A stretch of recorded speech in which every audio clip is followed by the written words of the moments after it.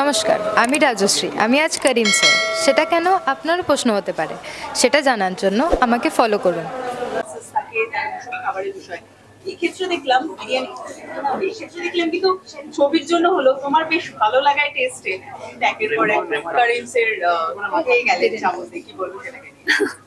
না আসলে এটা ঠিকই যে সবসময় খাই না, কিন্তু বিরিয়ানি খাই না কেন তার একটা রিজন আছে। কারণ খেলে আমি সবসময় এটা বন্ধুদের মাঝে মজা করে বলি যে আমি আমার ব্রেনকে মনে করাতে চাই না টেস্টটা।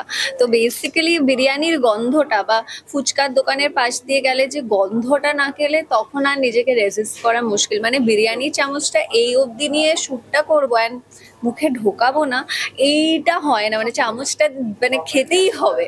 তো সেই জন্য এটাই। রাইট। এবং আজকে একটু শাড়িটার মধ্যেও দেখছি আর কি মুঘলে আজম রকম বিষয় আর কি রয়েছে, তো সেই মুহূর্তটাই কি চলে গেছে দর্শকরা কোথাও একটা?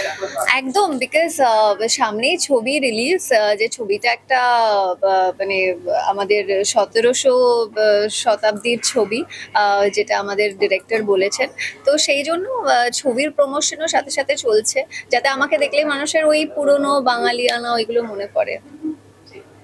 একটু যদি বলো যে আজকের যে কোলাবোরেশনটা একটু বলে খুব সুন্দরভাবে দেখতে পেলাম, এতগুলো অপশনস রয়েছে, সামনেই তো পুজো, কি বলতে চাইবে? পুজো মানেই বাঙালির সাথে মানে খাওয়া দাওয়া ওতপ্রোতভাবে যুক্ত। এবং আমিও প্রচণ্ড খাই, এবং পুজোর কটা দিন কোনোভাবেই ডায়েট করার কোনো মানেই হয় না এবং করা পসিবলও হয় না।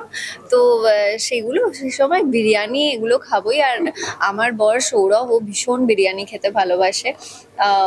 ও এত রকম বিরিয়ানি বাড়িতে অর্ডার করে করে আনে যে আমারও এখন আস্তে আস্তে বিরিয়ানি খুব ভালো লেগে গেছে।